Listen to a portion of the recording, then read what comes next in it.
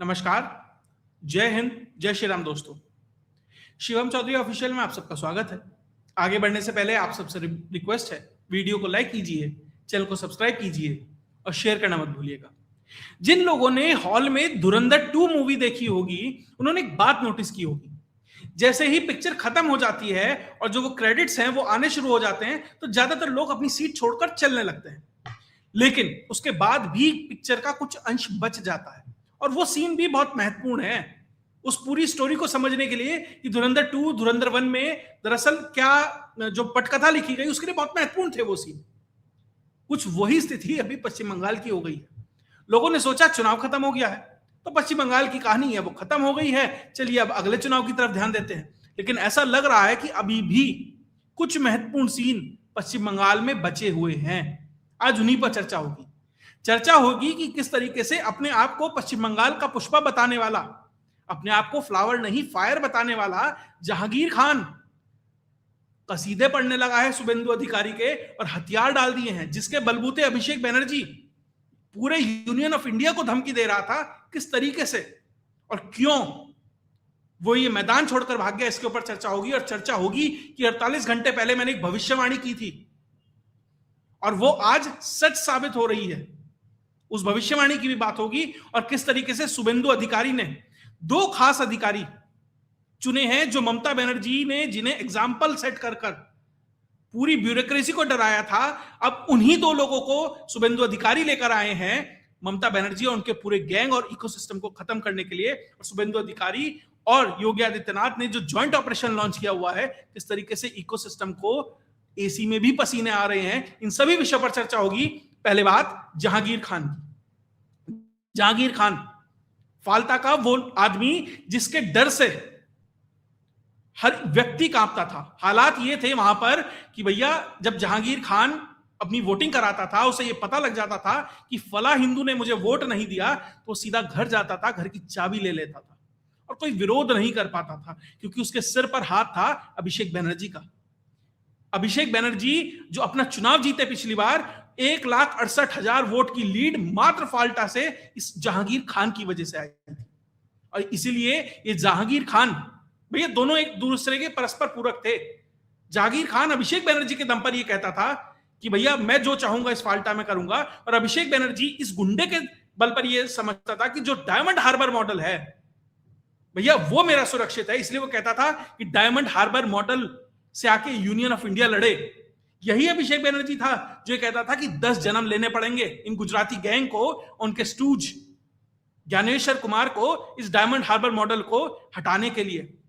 साहब मात्र 2 दिन लगे, तब 2 चरण में चुनाव हुआ ना, 2 दिन जनता निकली घर से बाहर और आपका पूरा डायमंड हार्बर मॉडल धराशायी हो गया।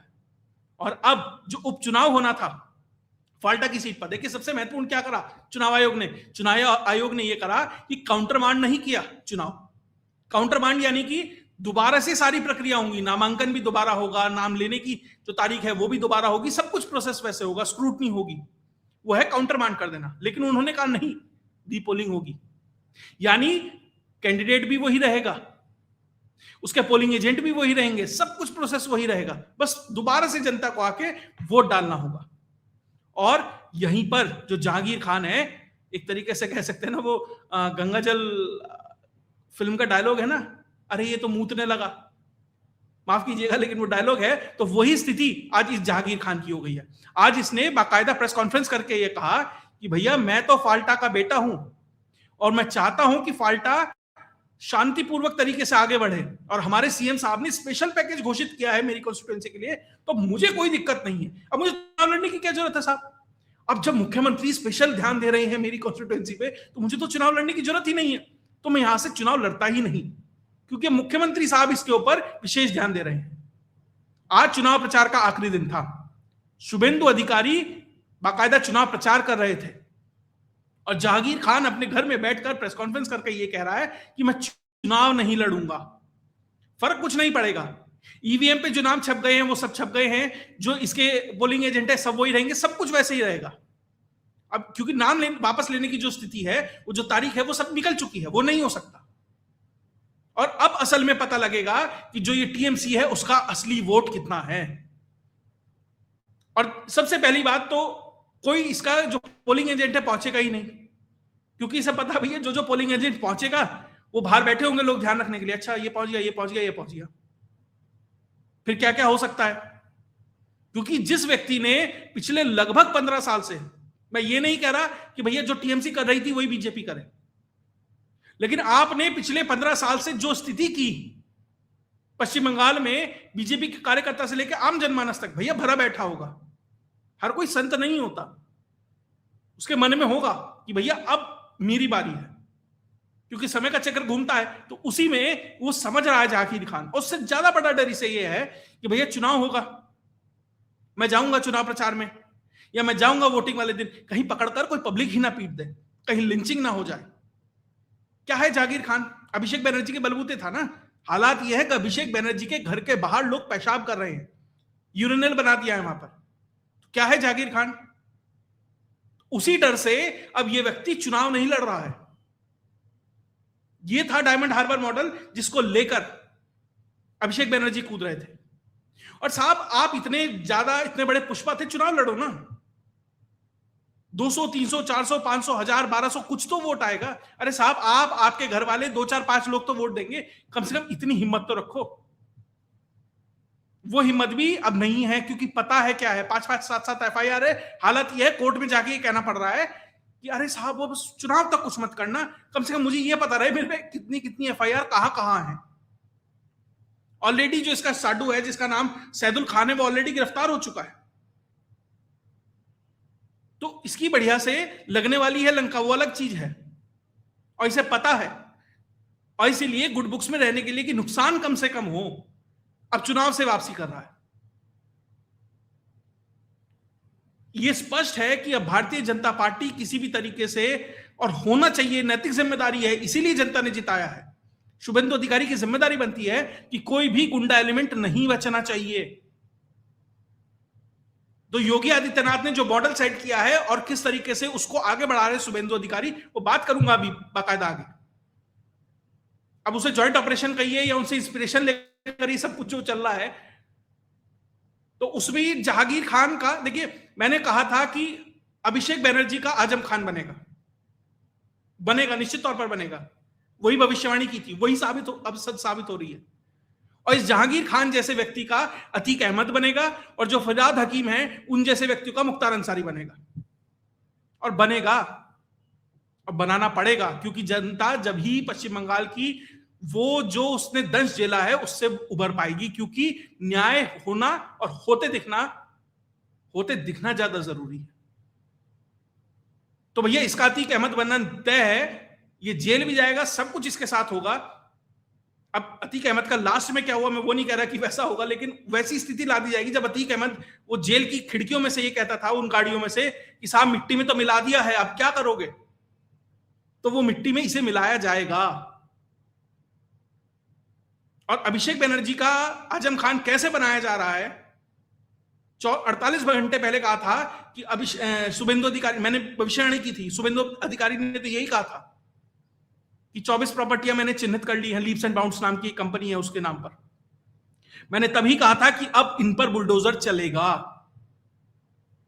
क्योंकि बुलडोजर चलेगा, पब्लिक को दिखेगा, तभी उसे राहत मिलेगी कि भैया हमारे जो टोलाबाजी से, सिंडिकेट के माध्यम से, हमारी मां बहनों के साथ जो दुर्व्यवहार करा उसके माध्यम से, रेप बमबाजी से जो पैसा आया है, ट्रैफिकिंग से जो पैसा आया है, उससे जो ये महल खड़े करे हैं, ये गिर रहे हैं।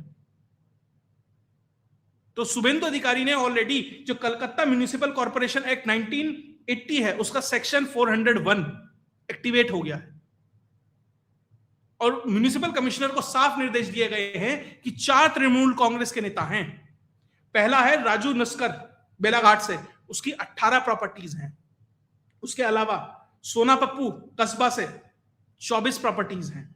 अभिषेक बनर्जी की खुद की 24 प्रॉपर्टीज हैं, और कोई जावेद खान का बेटा है, उसकी 90 प्रॉपर्टीज हैं। उनको ऑलरेडी नोटिस दे दिया है कि भैया आपने जो इलीगल कंस्ट्रक्शन किया है, या तो 7 दिन के इसे अंदर इसे हटा लीजिए।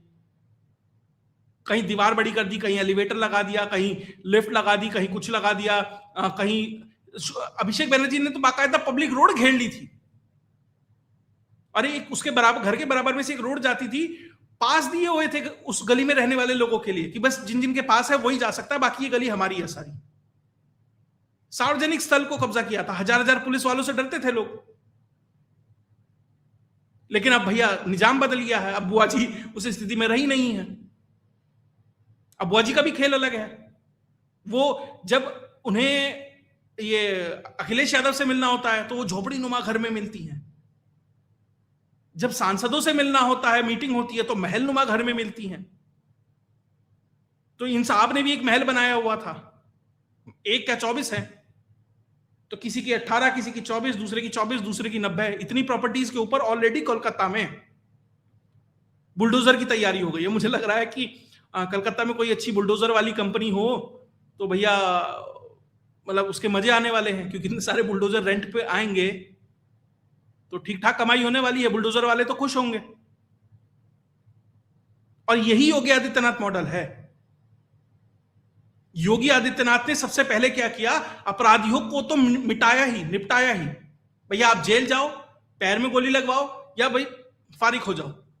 उसके साथ साथ योगी आदित्यनाथ एक चीज और करते थे कि भैया जो इसका साम्राज्य है, मान लीजिए जेल गए वापस आ जाएगा, पैर में गोली लगी ठीक हो जाएगा, लेकिन इसे चोट पहुंचाओ आर्थिक, क्योंकि आर्थिक हितों के लिए ही तो इसने सब कुछ किया। तुम नगर पालिका नगर निगम से निकलवाओ भैया, इसके जो जो बना हुआ है सबके नक्शे निकलवाओ भाई, देखते हैं कितना कितना सही है। निश्चित तौर पर 99% गलत होगा तो उतार दो बुलडोजर। तो ऐसे ही नहीं मंच पर शुभेंदु अधिकारी ने योगी आदित्यनाथ के पैर छुए थे। वो समझ रहे थे कि मुझे ये करना है, और वही योगी आदित्यनाथ का मॉडल अब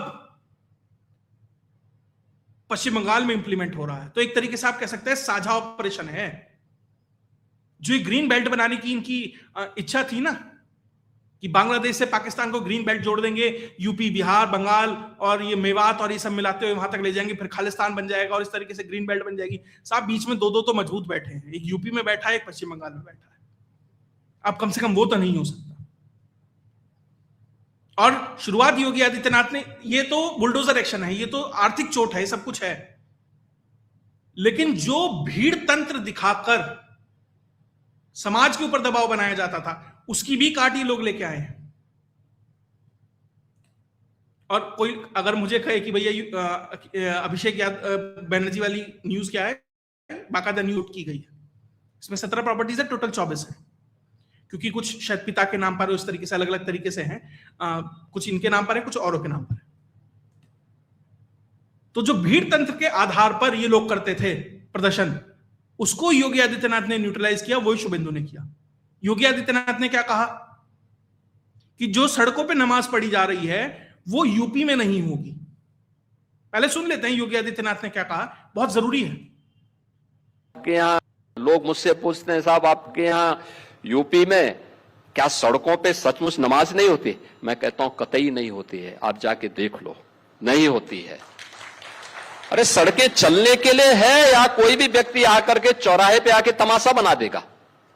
क्या अधिकार है उसको सड़क रोकने का? आवागमन बाधित करने का कौन सा अधिकार है? जहां उसका स्थल होगा वहां जाके करें। उन लोगों ने मुझसे कहा साहब कैसे होगा, हमारी संख्या ज्यादा है।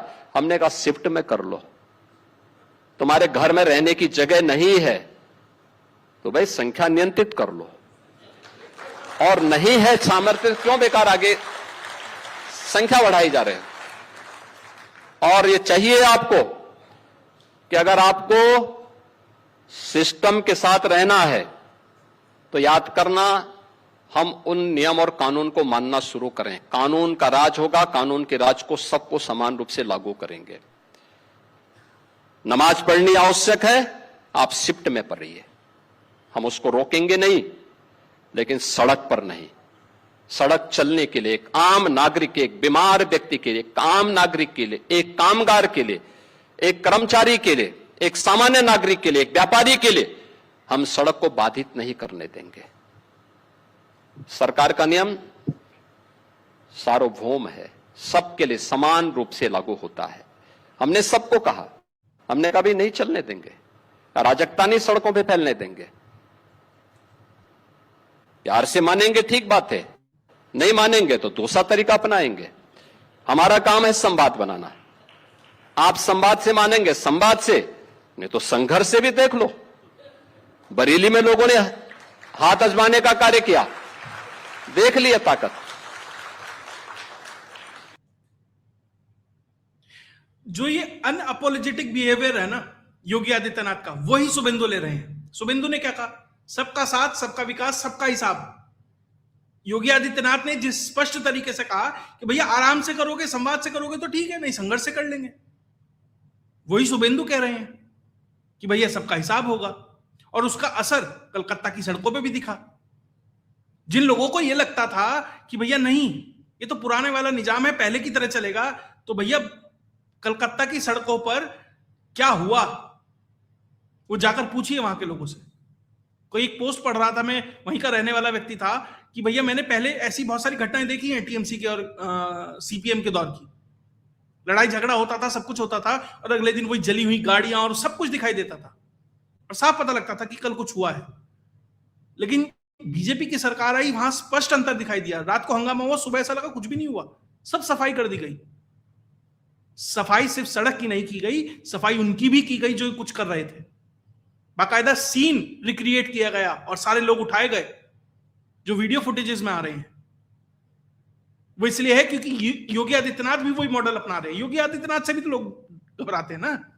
क्या कह रहा है वो मौलाना मदनी? अरे वो सोवियत यूनियन में नमाज नहीं पढ़ने दी गई सड़कों पे, इसलिए सोवियत यूनियन टूट गया। तो भैया लड़ लो ना योगी आदित्यनाथ से, हिम्मत है, करो संघर्ष, तब देखें कौन कितना बड़ा मर्द मोमिन है। देखिए कोई चैलेंज नहीं है, लेकिन अगर आप अपनी बात पर हैं तो उसे आजमा लीजिए वहां पर जाकर, आपको पता लग जाएगा। और तौकीर रजा ने तो किया था ना प्रयास। वो तौकीर रजा जिसको गिरफ्तार नहीं कर सकते थे दंगे के बाद, गिरफ्तारियां तक नहीं हो पा रही थी, शायद मायावती की सरकार थी, किसकी सरकार थी, बरेली के अंदर, बरेली जला था हफ्तों तक, और योगी आदित्यनाथ की सरकार में अपने आप उसके लोग गिराने लगे थे अपने मकान। वही स्थिति पश्चिम बंगाल में होनी है। तो जो योगी और शुभेंदु का जो ये जॉइंट ऑपरेशन है, ये बहुत जरूरी है कि इस पूरे कॉरिडोर को साफ किया जाए। मैं ये नहीं कह रहा कि वहां से पर्टिकुलर डेमोग्राफी को या पर्टिकुलर सोच के लोगों को भगा दो, लेकिन जो उनके अंदर सेंस ऑफ एंटाइटलमेंट है वो नहीं होना चाहिए भैया। सब बराबर, और बराबर के हिसाब से हिसाब होगा, यह भी तय है, और हिसाब होना भी जरूरी है, और वो भी करने लगे शुभेंदु। 2012 से इमामों को सैलरी मिल रही थी, लगभग 41,205 इमाम थे, और लगभग 39,000 मुअज्जिम थे जो नमाज पढ़ाते हैं, अजान देते हैं। 28 उसमें 4800 पुजारी भी थे। इन सबको जो पैसा मिल रहा था, पुजारियों को 2020 से मिल रहा था, उन्हें शुरू से मिल रहा था, सबका पैसा बंद कर दिया। कोई अपीजमेंट नहीं है, सीधा स्पष्ट है, कानून सबके लिए समान, समान रूप से व्यवहार। ये यूपी मॉडल है, रेप्लिकेट होगा असम में, यही होगा बंगाल में। और ध्यान दीजिएगा, बाकी राज्यों को भी इंप्लीमेंट करना पड़ेगा और जनता करवाएगी। और जो राज्य नहीं कर रहे हैं, वहां आपको आने वाले समय में मंत्रिमंडल में तो फेरबदल है ही, मुख्यमंत्री जो बन रहे हैं ना, कुछ मुख्यमंत्री भी साफ है, ये स्थिति है। इसके अलावा अगर हिसाब की ही बात है तो 2 बड़े कमीशन बनाए हैं शुभेंदु अधिकारी ने। एक जो इंस्टीट्यूशनल करप्शन हो रहा है उसके खिलाफ, जिस तरीके से सिंडिकेट बनाकर हर मंत्रालय को लूटा गया, कोल स्कैम से लेकर गोल्ड स्कैम तक हर कुछ हो रहा था, हर कुछ। उसके लिए उस इंस्टीट्यूशनल करप्शन के खिलाफ एक बड़ी एक कमीशन बनाई गई है। 2 कमीशन है। पहली ये है जिसमें जो आईपीएस है के जयरामन एडीजी रैंक के अधिकारी हैं, उनको विश्वजीत बसु के साथ लगाया गया है। कौन है ये आईपीएस? के जयरामन बहुत महत्वपूर्ण है। जब ममता बनर्जी की सरकार बनी थी, 1-2 साल हुए थे, तो जो Siliguri Jalpaiguri development authority board है, उसमें लगभग 200 करोड़ का एक स्कैम हुआ था। और उसमें उस समय उस बोर्ड के जो सीईओ थे वो थे आईएएस थे जी किरण कुमार। इन्होंने उन्हें गिरफ्तार कर लिया था। और भाई साहब ममता बनर्जी खास रहे होंगे, तो इन्हें बुलाया हुआ आया नबन्ना से कि आओ भाई मुलाकात करो। तो बहुत सारे लोगों ने, बहुत सारे अधिकारियों ने कहा जयरमन जी को कि भैया जाके कह देना गलती हो गई है, आगे से नहीं करेंगे, जान बच जाएगी। और पहुंचे नबन्ना के 14वें फ्लोर पर, ममता बनर्जी से मुलाकात हुई, स्पष्ट कह दिया मैंने कोई गलत नहीं किया, मैं क्यों छोड़ू। तो भाई साहब दरकिनार कर दिए गए, एग्जाम्पल सेट कर दिया गया। अब उन्हीं को, जो इंस्टीट्यूशनल करप्शन है इस सरकार में हुआ है, उनके खिलाफ जांच करने के लिए अब इन्हीं भाई साहब को बुलाया गया है। मतलब एक अजय कुमार तो थे, चुनाव में चले गए, अब ये नया सिंघम आया है। अब ये जो पुराने गड़े मुर्दे हैं उनको उखाड़ेगा। उसके अलावा जो महिलाओं के खिलाफ जो शोषण हुआ है उसके खिलाफ एक जांच कमेटी बनाई जा रही है। उसमें समाप्ति चटर्जी रिटायर्ड जज हैं, साथ ही उनके साथ दमयंती सेन आईपीएस अधिकारी हैं, उनको लगाया गया है कि आपको जांच करनी है। और जो दमयंती सेन है ये भी अच्छी खासी इनकी मतलब पब्लिक के अंदर बहुत अच्छी रेपो है, क्योंकि पाक सर्कस रेप केस हुआ था, वहां महिलाओं उस केस में इन्होंने बढ़कर जो सही भूमिका होनी चाहिए थी वो निभाई थी, वो भी ममता बनर्जी को पसंद नहीं आई थी। और इसलिए, और मैं एक और चीज इस कमीशन के सामने रखना चाह रहा हूं, जहां 4 तारीख को रिजल्ट आया उस दिन मुझे कहीं से खबर लगी थी, लेकिन क्योंकि पुष्ट नहीं थी, लेकिन अब मल्टीपल सोर्सेज से खबर आ रही है कि बाकायदा टीएमसी के द्वारा, टीएमसी के गुंडों के द्वारा 400 से ज्यादा गेस्ट हाउस बुक किए गए थे। किस लिए? कि जब हमारी सरकार बनेगी तो जो ओपोजिशन पार्टियां हैं, जो ओपोजिशन कैंडिडेट हैं, उनके घर की महिलाओं को लाकर, या जिन हिंदू महिलाओं ने या जिन भी लोगों ने हमारे खिलाफ वोट डाला या माहौल बना, उन महिलाओं के साथ क्या किया जाना चाहिए उन गेस्ट हाउस की होटलों में, मुझे बताने की जरूरत नहीं है। ऐसे होटल बुक किए गए थे। ये जहांगीर खान जैसे लोग खुली सड़क पर धमकी देते थे महिलाओं को, टीएमसी के गुंडे महिलाओं को धमकी देते थे। आज भी कोई पार्षद गिरफ्तार हुआ है टीएमसी का, प्रोस्टिट्यूशन का रैकेट चला रहा था। तो इन सब चीजों की जांच होनी चाहिए कि वो 400 जो गेस्ट हाउस बुक किए गए थे, क्या इंटेंशन थी, कौन थे लोग। जैसे इन आईपीएस अधिकारियों का एग्जाम्पल सेट किया, उनका एग्जाम्पल सेट होना चाहिए। और भैया यूपी में तो तय है, 10,000 का इनामी, पैर में गोली लग जाती है। थोड़ा सा और बड़ा इनामी तो थोड़ा, जितना ज्यादा इनाम बढ़ता जाता है, शरीर के ऊपरी हिस्से पे पुलिस का निशाना सटीक बैठता जाता है। वो पश्चिम बंगाल में सेट होना चाहिए। भैया या तो कायदे से सरेंडर करो, जेल आओ, जेल टर्म काटो, वरना भाई फिर संघर्ष के लिए तो पुलिस तैयार है, और संघर्ष से तो शुभेंदु डरता नहीं है। तो इसलिए जो भी एक्शन लिए जा रहे हैं, देखिए अब तो इतना सारा कुछ हो गया है कि बहुत सारी चीजें बताई भी नहीं जाती, बार बार रिपीटेटिव हो जाती है। तो अब जहांगीर खान जैसे लोग 17 सांसद छोड़ के जा चुके हैं, जहांगीर खान जैसे लोग छोड़ रहे हैं, क्या बचा है पार्टी में?